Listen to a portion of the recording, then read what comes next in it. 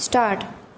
अपीलार्थी के ट्रक को मध्य प्रदेश गौवध प्रतिषेध अधिनियम 2004 की धारा 11(5) से पठित मध्य प्रदेश गौवंश वध प्रतिषेध नियमावली 2012 के नियम 5 के अंतर्गत जिला मजिस्ट्रेट अगार मालवा के आदेश दिनांक 9/8/2017 के द्वारा जब्त कर लिया गया था, जिसकी पुष्टि अतिरिक्त आयुक्त उज्जैन के द्वारा आदेश दिनांक 22/9/2018 के द्वारा कर दिया गया।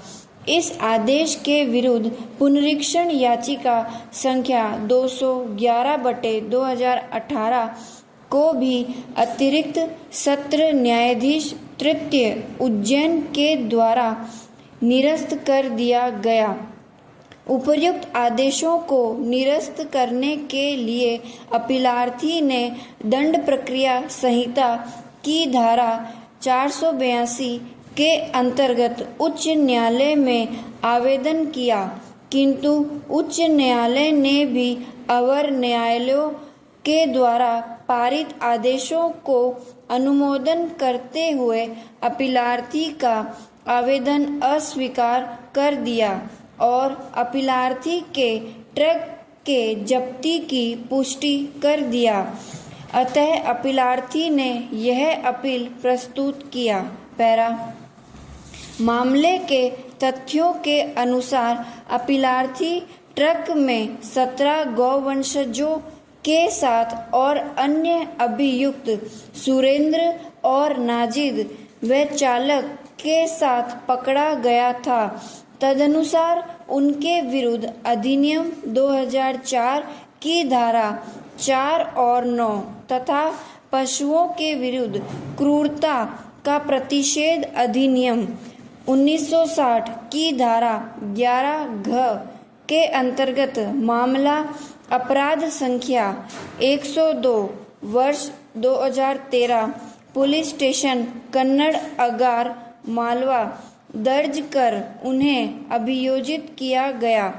न्यायिक मजिस्ट्रेट प्रथम श्रेणी अगार मालवा के निर्णय एवं आदेश दिनांक 28/11/2016 के द्वारा इस आधार पर सभी अभियुक्तों को दोष मुक्त कर दिया कि अभियोजन यह साबित करने में विफल रहा कि जब्त गौवंश वध करने के लिए ले जाए जा रहे थे, इसलिए उनके विरुद्ध आरोपित अपराध गठित नहीं होते हैं।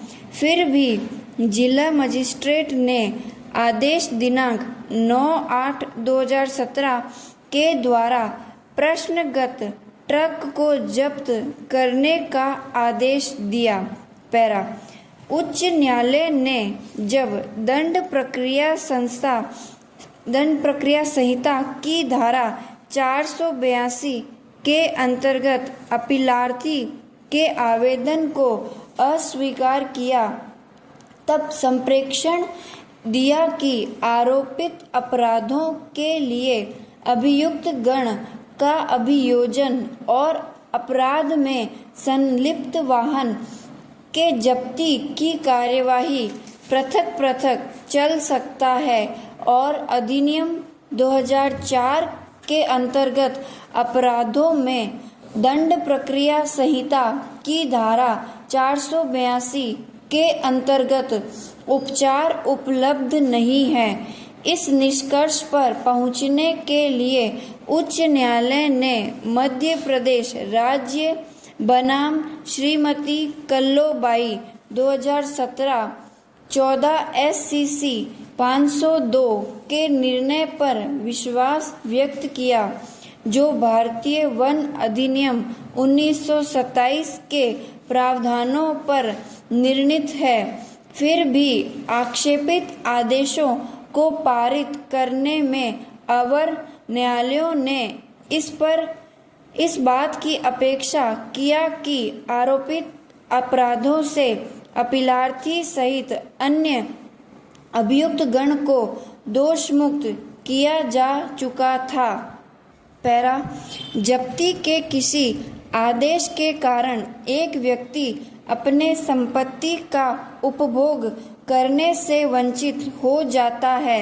संविधान का अनुच्छेद 300 के उपबंध करता है कि किसी व्यक्ति को उसकी संपत्ति से वंचित करने के लिए अन्य बातों के साथ साथ राज्य के लिए यह स्थापित करना आवश्यक है कि संपत्ति अवैध रूप से प्राप्त की गई थी या वह अपराध के कृत्य का हिस्सा रहा है या ऐसा वचन लोक प्रयोजन अथवा लोकहित में आक्षेपित था। पश्चिमी बंगाल राज्य बनाम सुजीत कुमार राणा 2004 4 SCC 129 के मामले में इस न्यायालय का मंतव्य था कि किसी जब्ती का आदेश पारित किए जाने के लिए एक अपराध का कारित किया जाना एक अनिवार्य तत्व है और जब्ती का कोई आदेश स्वतः पारित नहीं किया जाना चाहिए। पैरा इस मामले में अपीलार्थी के ट्रक को केवल आरोपित अपराध के दंडिक कार्यवाहियों के कारण जब्त किया गया था और जबकि उक्त मूल दंडिक कार्यवाही अपीलार्थी के दोष मुक्ति में समाप्त हुई है। लागू विधि के अंतर्गत राज्य के द्वारा वाहन जब्त नहीं किया रखा जा सकता है, विशेषकर तब जबकि राज्य का यह मामला कभी नहीं रहा कि जब्त वाहन का उपयोग किसी समान अपराध में किए जाने की संभावना है।